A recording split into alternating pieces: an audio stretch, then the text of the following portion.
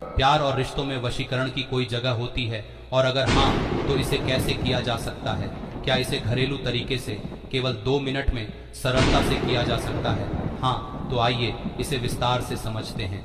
नमस्कार, आज हम बात कर रहे हैं कि वशीकरण किया जा सकता है।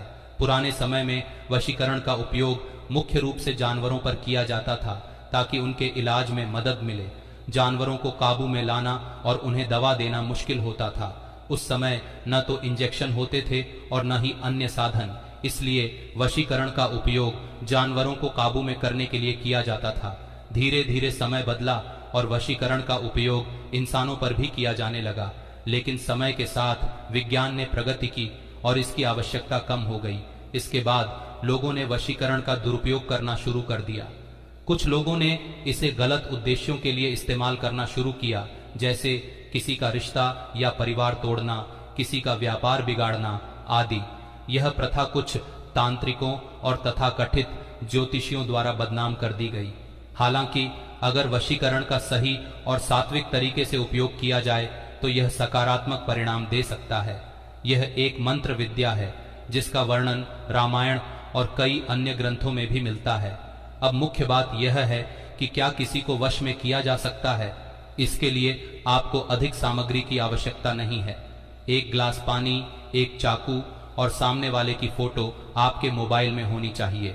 यह प्रक्रिया सुबह 4 से 6 बजे के बीच या रात 9 से 11 बजे के बीच की जा सकती है। फोटो सामने रखकर ग्लास को अपने बाएं हाथ में और चाकू को दाएं हाथ में पकड़ें। फिर 5 बार सामने वाले का नाम लेते हुए मंत्र पढ़ें और चाकू को पानी में डुबोएं। मंत्र मम वशम कुरु कुरु संतम भवम स्वाहा। यह प्रक्रिया 5 से 7 बार की जा सकती है और अगर 21 बार की जाए तो इसके प्रभाव में वृद्धि होती है। इसके बाद पानी को किसी कांटेदार पेड़ के नीचे डाल दें। ध्यान रखें कि इस विधि का दुरुपयोग न करें, क्योंकि यह एक शक्तिशाली प्रयोग है। महत्वपूर्ण सूचना, यह सामग्री केवल जानकारी के लिए है। कृपया इसे सत्यापित और सकारात्मक उद्देश्यों के लिए ही उपयोग करें। अब बात करते हैं कि इस प्रक्रिया को करते समय किन बातों का ध्यान रखना चाहिए। पूर्ण श्रद्धा और विश्वास रखें। वशीकरण जैसे प्रयोगों में सफलता तभी मिलती है जब इसे पूरी श्रद्धा और विश्वास के साथ किया जाए। अगर आप आधे मन से करेंगे या संदेह करेंगे तो यह प्रक्रिया काम नहीं करेगी। नकारात्मक विचारों से बचें। इस प्रक्रिया के दौरान अपने मन को शांत और सकारात्मक रखें। किसी भी तरह की नकारात्मक सोच, उल्टे सीधे विचार या तनाव से बचें। दुरुपयोग न करें। जैसा कि पहले भी बताया गया, यह एक शक्तिशाली प्रक्रिया है। इसे किसी को नुकसान पहुंचाने या गलत कार्यों के लिए इस्तेमाल न करें। यह आपके लिए भी नुकसानदायक हो सकता है। सही समय का चयन करें। सुबह 4 से 6 बजे या रात 9 से 11 बजे के बीच का समय इस प्रक्रिया के लिए सबसे प्रभावी माना जाता है। पवित्रता का ध्यान रखें। इस प्रक्रिया को शुरू करने से पहले स्नान करें और अपने आसपास की जगह को स्वच्छ रखें। फोकस बनाए रखें। फोटो पर ध्यान केंद्रित करें और मंत्र का सही उच्चारण करें। बचा हुआ पानी सही तरीके से निपटाएं।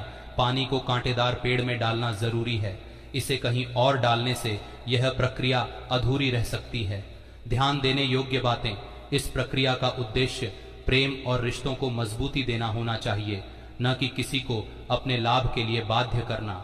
अगर आप इसे शुभ कार्यों के लिए करते हैं तो यह आपको सकारात्मक परिणाम देगा।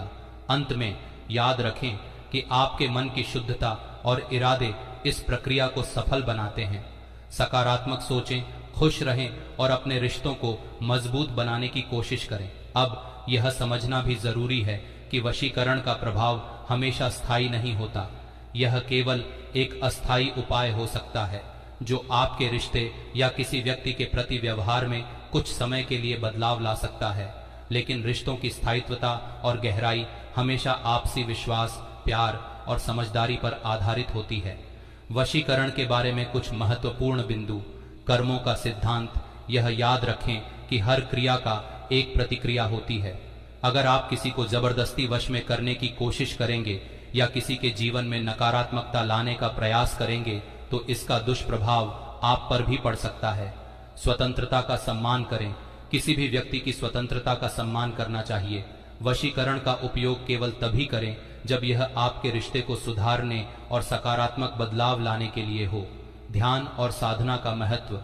वशीकरण या अन्य किसी भी तांत्रिक प्रक्रिया में ध्यान और मानसिक एकाग्रता का बड़ा महत्व होता है। अगर आप ध्यान में कमजोर हैं तो यह प्रक्रिया आपकी अपेक्षाओं के अनुसार काम नहीं करेगी। गुरु का मार्गदर्शन आवश्यक है। अगर आप किसी विषय में पूरी तरह निपुण नहीं हैं तो इसे स्वयं करने की बजाय किसी ज्ञानी गुरु या विशेषज्ञ से सलाह लेना बेहतर होता है। रिश्तों को मजबूती देने के लिए वशीकरण से ज्यादा जरूरी है अपने अंदर सकारात्मकता और सच्चाई लाना। अच्छे कर्म करें, ईश्वर पर विश्वास रखें और अपने जीवन में सच्चाई व ईमानदारी को बनाए रखें। किसी भी प्रकार की शक्ति का दुरुपयोग न करें, क्योंकि यह आपके जीवन में परेशानी भी ला सकता है। आप सभी को शुभकामनाएं। ओम नमः शिवाय।